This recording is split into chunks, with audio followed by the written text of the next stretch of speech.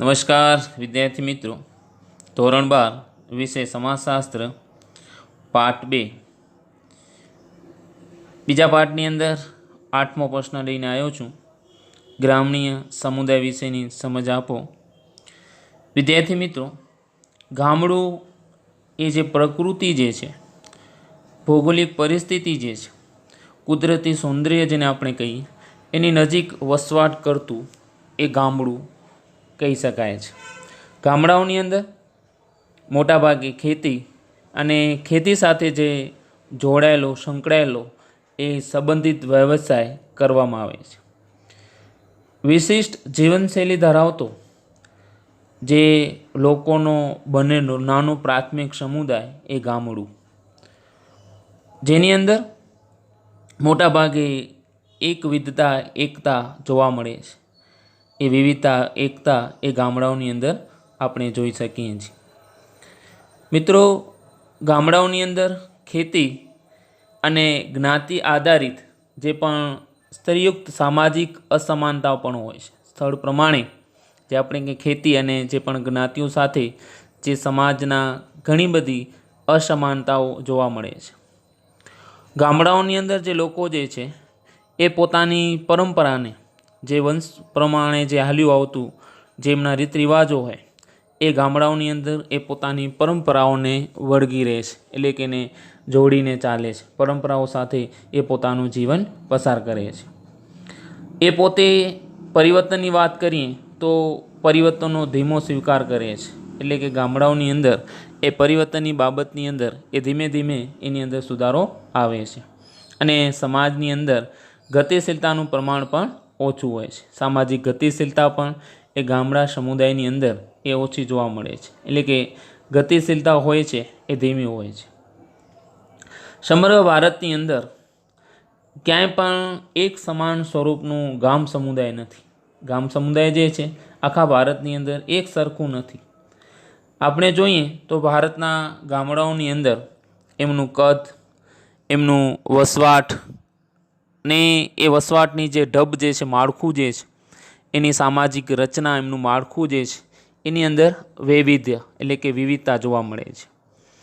ગામડાઓની અંદર જે પણ સમુદાય હોય છે એ જ્ઞાતિ, ધર્મ, કોમ, ભાષાકીય બંધારણ અને સંસ્કૃતિની અંદર એ તફાવતો જોવા મળે છે. ગામડા સમુદાયની વાત કરીએ તો ગામડાના સમુદાયની અંદર જે જ્ઞાતિ હોય, ધર્મ પાળતા લોકો હોય, કોમ હોય અને ભાષાકીય બંધારણના આધારે સંસ્કૃતિની અંદર પણ એ તફાવતો જોવા મળે છે, વિવિધતા જોવા મળે છે.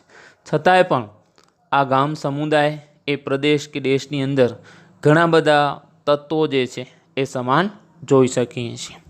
વિદ્યાર્થી મિત્રો, ગામ સમુદાયનું અર્થ અને વ્યાખ્યા વાત કરીએ તો જુદા જુદા સમાજશાસ્ત્રીઓ જે છે એ ગામ સમુદાયની એ પોતાના વિચારો એ વ્યાખ્યાના સ્વરૂપે વાત કરી છે. સૌપ્રથમ આપણે વાત કરીશું M.N. શ્રીનિવાસ.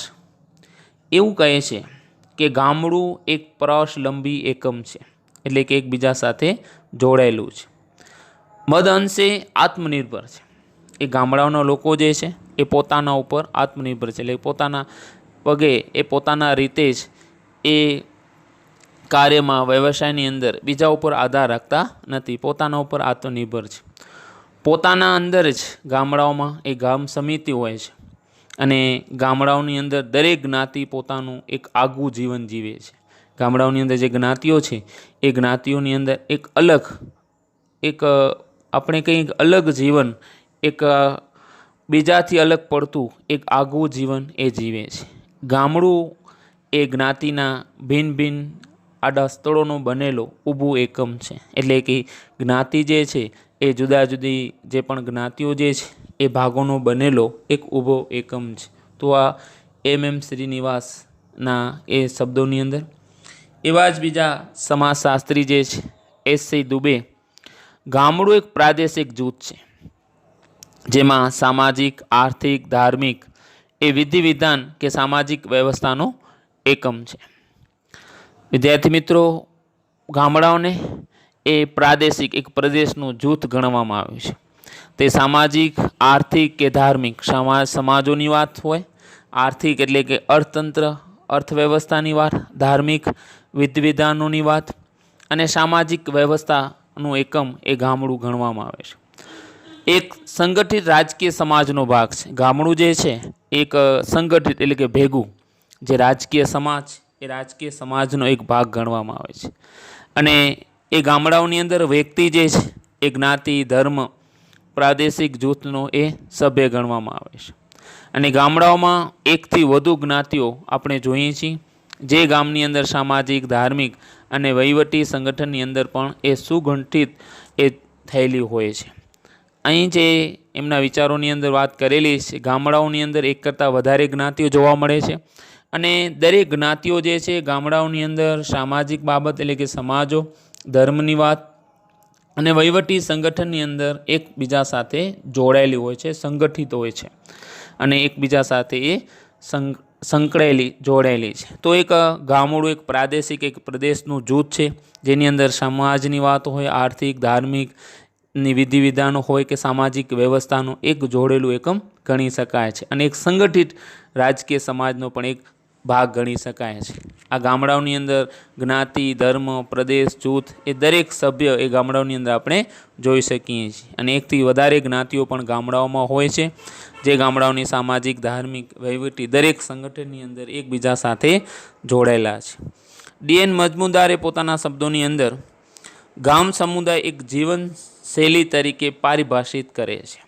ગામડાઓનો સમુદાય છે એ ગામડાઓનો સમુદાય એક જીવનશૈલી કે લોકો રહે છે, એક આગવી જીવનશૈલી છે જે પોતે રજૂ કરે છે, પારિભાષિત કરે છે. એક અલગ તરી આવે છે. ગામડું જીવન છે, જુદી જુદી એ જ્ઞાતિઓનું, જુદી જુદી એ પ્રકૃતિ સાથેનું સંબંધ અને જુદા જુદા એ ખેતી સાથેના વ્યવસાય સાથે જોડેલા એવું એ જીવનશૈલી સાથે જોડાયેલું એ ગામડું છે. તો વિદ્યાર્થી મિત્રો, આપણે આ વાત કરી ગામડાઓની અર્થ અને જે વ્યાખ્યાની.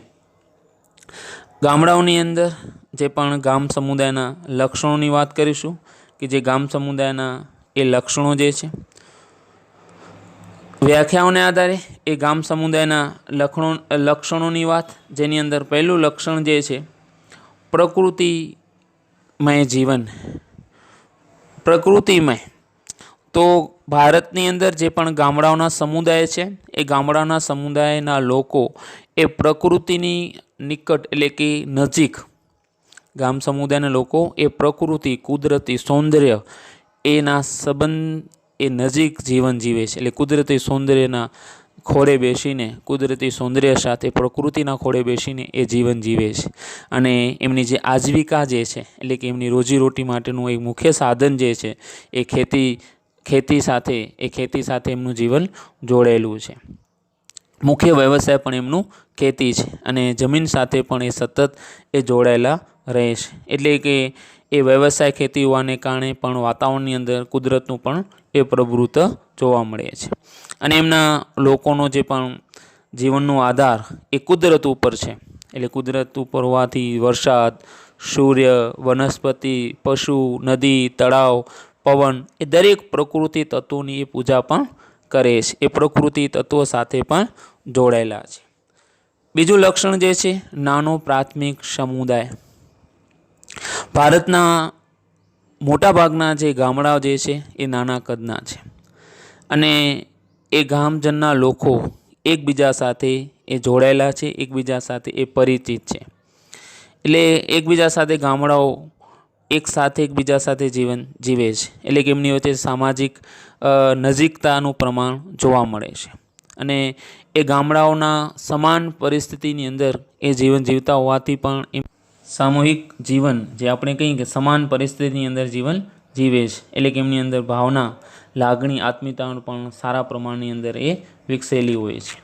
એ પોતે એ ગામડાઓના લોકો એ સંગઠિત અને એકબીજા સાથે જોડાઈને એ જીવન જીવે છે. એટલે એકબીજા પરસ્પર એ નજીકતાનું પ્રમાણ જોવા મળે છે. અને જ્યારે પણ એ પ્રસંગોપાત જ્યારે પણ કોઈ પ્રસંગ, કોઈ તહેવાર જ્યારે ગામડાની અંદર હોય એ કુટુંબની અંદર, ત્યારે એ ગામડાઓના લોકો એ દરેક જ્ઞાતિના લોકો, દરેક સમૂહના લોકો એકતા સ્વરૂપે એ પોતાનું પ્રસંગ ઉજવે છે અને પ્રસંગને એ માણે છે. તો આ નાનો પ્રાથમિક સમુદાય. ત્રીજું જે છે બહુમુખી સમાજ. ત્રીજું લક્ષણ બહુમુખી સમાજની અંદર ગામડાઓનો સમુદાય અનેક જૂથોનો બનેલો છે, એટલે એ બહુમુખી સમાજ છે.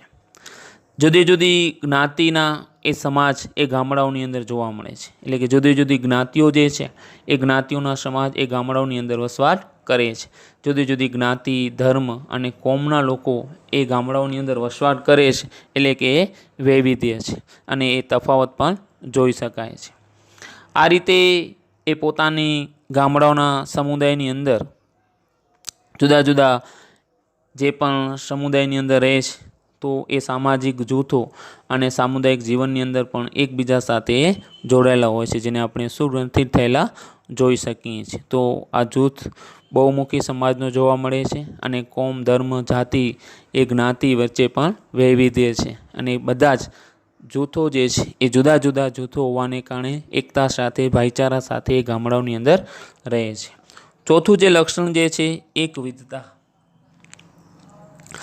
ગામ સમુદાય ધર્મ, ભાષા, પોશાક, રીતિરિવાજો, માન્યતાઓ, મૂલ્યો અને કેટલેક અંશે વ્યવસાયની અંદર પણ એકવિધતા જોવા મળે છે.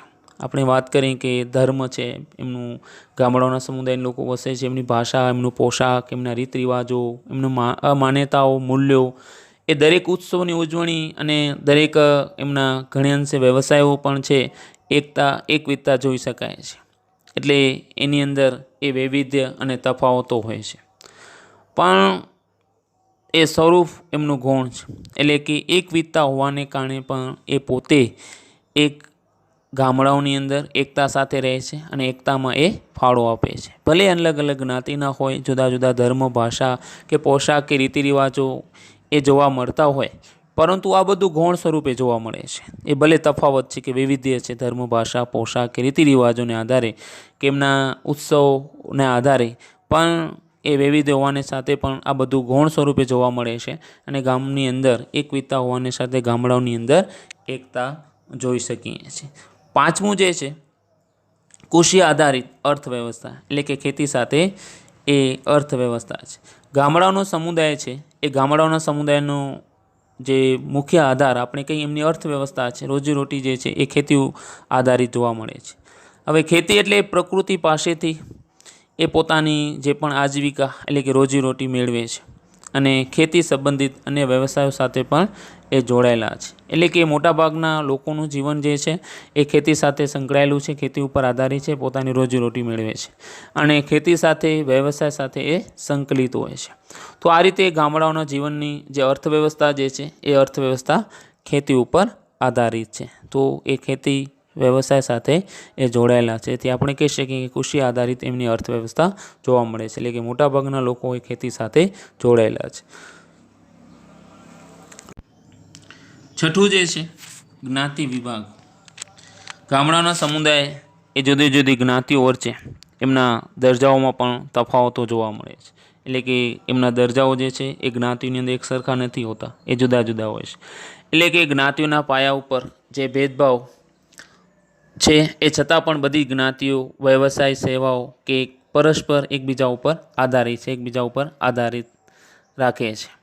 તો આ રીતે જે પણ ગામડાઓની અંદર જે જ્ઞાતિના જે દરજાઓમાં તફાવત છે અને એમના જે પણ પાયા ઉપરના જે ભેદભાવ હોય છે એ વ્યવસાયિક સેવાઓ ઉપર એકબીજા સાથે જોડાયેલા છે અને જેના કારણે પણ એકબીજા સાથે એ જોડેલા હોય છે.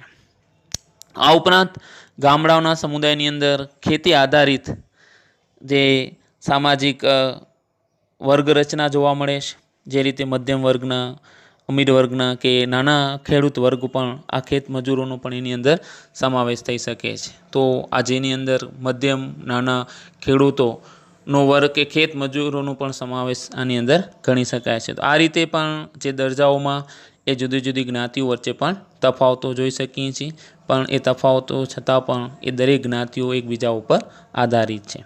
સાતમું જે કારણ જે છે, સાતમું જે લક્ષણ જે છે કુટુંબવાદ. કુટુંબવાદની અંદર ગામડાઓનો સમુદાય એ સંયુક્ત કુટુંબ પ્રથા અસ્તિત્વ ધરાવે છે. એક સાથે સમૂહની અંદર એ ઘર કુટુંબના જોવા મળે છે. એટલે કે સમુદાય જે પણ ગામડાઓનો જે છે એ સંયુક્ત કુટુંબની લાક્ષણિકતા ધરાવે છે. ગામડાઓના સમુદાયની અંદર જે પણ પાયાની સંસ્થા તરીકે આપણે ગણીએ તો કુટુંબ, અને એ ગામડાઓના સમુદાય જીવન ઉપર એની અસર જોવા મળે છે. તો ગામડાઓના સામાજિક સંબંધો ઉપર જે કૌટુંબિક સંબંધોનો પણ વિશેષ પ્રભાવ પડે છે. તો આ રીતે ગામડાઓના કુટુંબોની અંદર પણ વ્યક્તિવાદનો પ્રવેશ થતો જોવા મળે છે, જેના આધારે એકબીજાની અંદર સંયુક્ત પ્રથા જે અસ્તિત્વ છે એ સામૂહિક જીવન ઉપર પણ સર્વાંગી અસર જોવા મળે છે. કુટુંબની અંદર બાળ પ્રજનન એટલે કે બાળકનું જન્મ, બાળકનું સામાજિકીકરણ, બાળકનું નિયંત્રણવાદ અને સંસ્કૃતિનું સંક્રમણ, આ દરેક કાર્ય એ કુટુંબને આધારે આપણે જોઈ શકીએ છીએ. અને સામાજિક સંબંધો પણ એ કુટુંબિક સંબંધોનો પ્રભાવ એ ગામડાઓની અંદર એ વિશેષ પ્રમાણમાં જોવા મળે છે. 8મું કારણ જે છે ગ્રામીય ધર્મ. ગામડીય સમુદાય જે છે એ ધર્મ પ્રકૃતિ પ્રધાન હોય છે. પ્રકૃતિને વિશેષ મહત્ત્વ આપવામાં આવે છે. પ્રકૃતિની અંદર સૂર્ય, પાણી, જમીન, પશુ જેવા જે પણ પ્રકૃતિ તત્વો છે એ પ્રકૃતિ તત્વો સાથે એમનું ધર્મ એ સંબંધિત છે, જોડાયેલું છે. એ કુદરતી આફતોને કારણે નસીબવાદી વલણ ધરાવે છે, એટલે કે નસીબને એ આધાર રાખે છે કે આપણા નસીબમાં છે એટલે આવું થયું, એટલે કુદરતી આફતો એ નસીબવાદી વલણ ધરાવે છે. પોતાની જે પણ સમુદાયની અંદર જે ગામડાઓના જીવન જીવે છે તો એ પ્રકૃતિના વિવિધ તત્વોની પૂજા અર્ચના આરાધના કરતા હોય છે. અને એ સાથે સાથે વર્તમાન સમયની અંદર પણ જુદા જુદા ધર્મના ઉત્સવો અને તહેવારોની ઉજવણીમાં પણ એ ધીમે ધીમે એમની અંદર આધુનિકતાનું તત્વ પણ ઉમેરાતું જાય છે. એ ટેકનોલોજીનું ક્ષેત્ર પણ એની અંદર વિશેષ જોવા મળતું હોય છે. તો પ્રકૃતિ પ્રધાન ધર્મ છે અને એ જુદા જુદા જે પ્રકૃતિ તત્વો જે છે એ પ્રકૃતિ તત્વોની પણ એ પૂજા આરાધના પ્રાર્થના એની પૂજા કરતા હોય છે.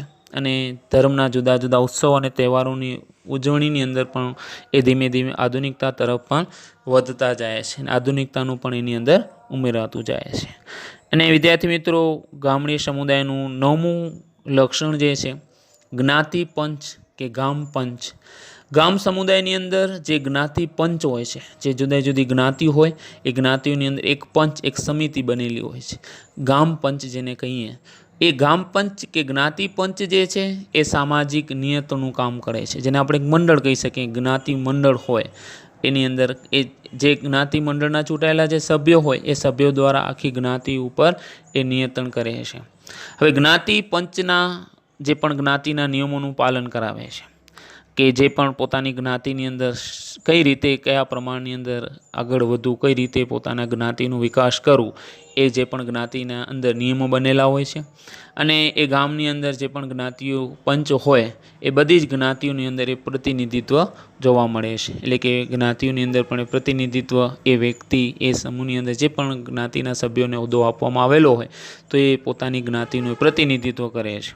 અને ગામ પંચ જે છે એ જ્ઞાતિઓ વચ્ચેનું જે સંઘર્ષનું નિરાકરણ પણ કરે છે. કોઈ રીતે કોઈ પણ ઘણીવાર એ ઝઘડાઓ કે કોઈ પરિસ્થિતિ ઊભી થાય તો એ જ્ઞાતિ પંચ દ્વારા એમની અંદર કોઈ પણ જાતનું સામાજિક, આર્થિક કે અન્ય સ્થાનિક ઝઘડાઓ હોય એ ઝઘડાઓનું નિકાલ પણ આ જ્ઞાતિ પ્રતિનિધિ દ્વારા પણ કરવામાં આવે છે.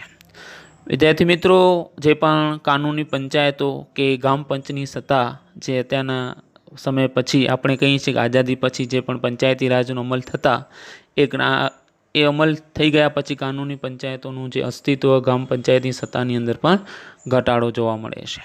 તો આ રીતે એ જે ગામ સમુદાયની જ્ઞાતિ અને ખેતી આધારિત આપણી જે પણ સ્થળની રચના અને ગતિશીલતા તકો મર્યાદિત જોવા મળે છે. અને ખુલ્લા વ્યવસાયો છે જેના આધારે આપણે એમનું સ્વીકારી પોતાનો દરજ્જો આપણે બદલાતા રહ્યા છીએ. અને ગામડાઓના લોકો પોતાની પરંપરાને જે પણ રહેવાનું, એની સાથે વળગી રહેવાનું, એની સાથે જોડાઈ રહેવાનું વલણ ધરાવે છે. અને તેઓ પરિવર્તનની ઝડપી સ્વીકાર કરતા નથી, પણ ધીમે ધીમે એ પરિવર્તનો પણ આવતું જાય છે. અનામત નીતિ અને NGO દ્વારાની ભૂમિકા, માહિતી મેળવવાનો અધિકાર, સરકારી યોજનાઓને કારણે સ્વાતંત્ર્ય પછીના જુદા જુદા પરિબળો પર એ આપણે કંઈ ગામ સમુદાય ઉપર પણ અસર પડી છે. ખેતીની અંદર ક્રાંતિ, શ્વેત ક્રાંતિ, સંચાર ક્રાંતિ જે કહીએ કે ખેતી ક્ષેત્રે જુદી જુદી માધ્યમો કે સમૂહ માધ્યમોની અંદર પણ ફેરફારો થયા. તો આ બધી વૈશ્વિક કે રાષ્ટ્રીય અર્થવ્યવસ્થાની અંદર પણ મહત્ત્વના ભાગ ભજવી શક્યા. અને આપણે કહીએ કે સંસ્થાકીય પરિવર્તનની અંદર પણ સારું એવું પરિવર્તન આવી શક્યું છે. તો ઘણા વર્ષોથી ગામડાઓની અંદર જે લોકો શહેરોની અંદર પણ મોટા ભાવે સ્થળાંતર કરતા ગયા અને સારી રીતે એ ગામડાઓની વસ્તી પણ ઘટવા લાગી. અને આજે પણ ગામ સમુદાય ભૌગોલિક રીતે ક્યાંય આવેલો છે, એ નગર સમુદાયની કેટલુંક નજીક છે, દૂર છે, એ દરેક